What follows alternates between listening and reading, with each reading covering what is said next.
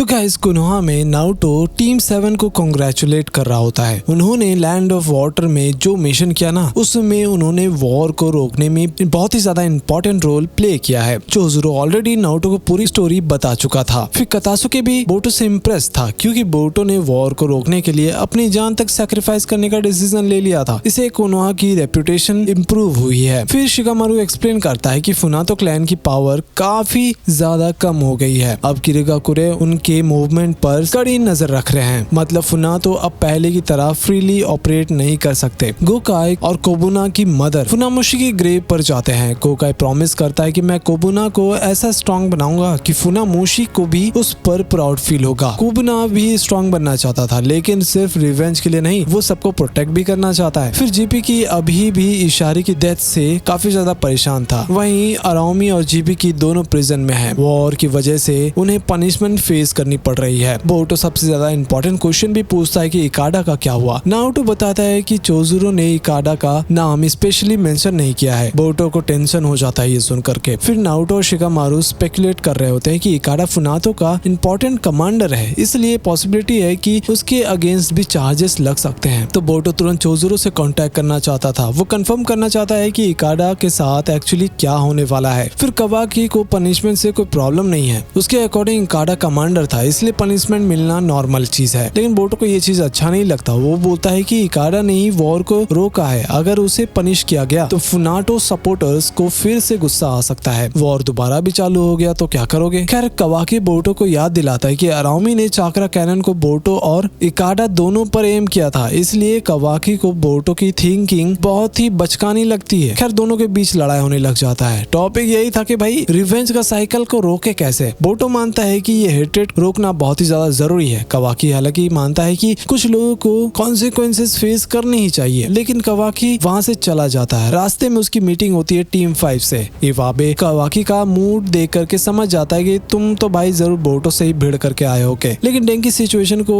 Escalate होने से रोकता है। फिर टीम 5 कागुरा की विश को याद करती है। कागुरा चाहता था कि सब लोग मिल करके शांति बनाए रखे, लेकिन कवाकी को उनकी थिंकिंग भी थोड़ी सी बचकानी लगती है। तो किरिगाकुरे में मिसोनो चोज़ुरो को डैमेज रिपोर्ट देता है। वॉर ने विलेज को बहुत ही ज्यादा डैमेज कर दिया था। अब रिकवरी में काफी ज्यादा टाइम भी लग जाएगा। खैर सिर्फ बिल्डिंग नहीं टूटा था, बहुत सारे लोग भी मारे गए थे। उनमें लैंड ऑफ वाटर के डायमो का जो बेटा था ना आवाजी, वो भी था। एक्चुअली जो डायमो थे ना, वो चाहते थे कि अराओमी और इकाडा को बहुत ही कड़ी से कड़ी सजा दिया जाए, लेकिन चोज़ुरो समझता है कि डायमो बहुत ही ज्यादा गुस्सा क्यों है। लेकिन उसे एक प्रॉब्लम और दिख रही थी। अगर इकाडा को बहुत ही ज्यादा पनिश किया गया तो जो लोग फुनातो के सपोर्टर थे वो लोग गुस्सा करते और फिर से रेबल स्टार्ट कर देते। चोज़ुरो को रियलाइज हो जाता है कि लैंड ऑफ वाटर बहुत ही ज्यादा मॉडर्नाइज हो रहे हैं। शिनोनोमी 1 जैसे प्रोजेक्ट्स सभी लोगों के फेवर में नहीं थे, इसलिए प्रेशर और डिसएग्रीमेंट ने फुनातो के साथ लड़ाई चालू करवा दिया। लेकिन नारुतो प्राइवेटली बोरुतो से बात करता है। बोरुतो जो भी फील कर रहा था ना, नारुतो उसे रिलेट कर सकता था, क्योंकि नारुतो के लाइफ में भी सिमिलर टाइप का सिचुएशन हो चुका है। नारुतो बोरुतो को एडवाइस भी देता है कि कवाकी के साथ पैच अप कर लो। मतलब दोनों के बीच जो भी आर्ग्यूमेंट हुआ उसको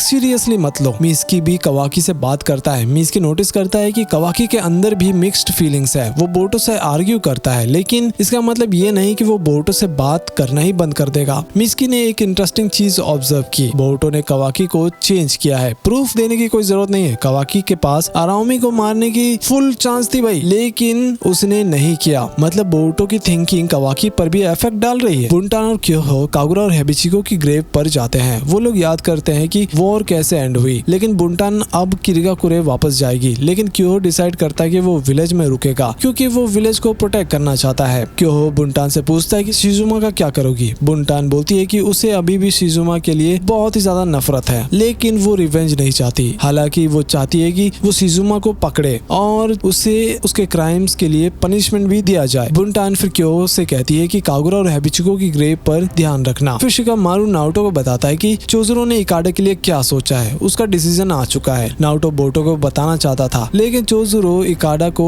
एक्सप्लेन करता है कि शिनोनोमी प्रोजेक्ट टेम्पोररली अभी रोक दिया जाए। पहले लैंड ऑफ वाटर के जो भी लोग हैं उनका सपोर्ट लेना बहुत ही ज्यादा जरूरी है। उसके बाद ही ये प्रोजेक्ट को कंटिन्यू किया जाएगा। इस डिसीजन से फुनातो सपोर्टर्स भी शांत हो जाएंगे, क्योंकि वो शिनोनोमी प्रोजेक्ट के अगेंस्ट थे। लेकिन प्रॉब्लम अभी खत्म नहीं हुआ था। तो चोज़ुरो को डर था कि वो इकाडा को यूज करके फ्यूचर में नया कुछ कांड ना कर दे। लेकिन चोज़ुरो एक इंपॉर्टेंट डिसीजन भी लेता है कि इकाडा ने वॉर को रोकने में हेल्प की है। है, इसलिए उसे जेल नहीं भेजा जाएगा। हालांकि इकाडा को एक सर्वेलेंस के अंडर रखा जाएगा और उसकी रिस्पॉन्सिबिलिटी होगी काजिकी की। मतलब इकाडा को फ्रीडम मिलेगी लेकिन उसकी एक्टिविटीज को भी मॉनिटर किया जाएगा। खैर सारदा ट्राई करती है कि बोरुतो और कावाकी का पैचअप करवा दिया जाए, लेकिन दोनों फिर से लड़ने लग जाते हैं। सारदा टेंशन में आ जाती है, लेकिन मिज़ुकी और नारुतो उससे बोलते हैं कि इस चिंता मत करो, दोनों को फाइट करने दो। बोरुतो और कावाकी फाइनली इतना फाइट करते हैं कि दोनों कंप्लीटली थक जाते हैं। खैर नारुतो दोनों को उठाता है और बोलता है चलो रामन खाने चलते हैं। और इसी टाइम नारुतो उन्हें इकाडा के फाइनल डिसीजन के बारे में भी बताता है, जो कि बहुत ही अच्छा था। खैर जो भी है, आज का ये वीडियो समाप्त होता है। कल क्या होगा मुझे नहीं पता। Till then keep watching anime और शॉर्ट्स को भी देखते रहना। Bye bye.